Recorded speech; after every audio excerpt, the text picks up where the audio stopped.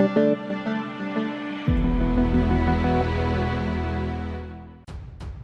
to hard reset iQOO Z6 Lite 5G. Step 1. Use power button and turn off your device. Step 2. Here click on volume up and power keys at the same time and hold them until Vivo logo appears.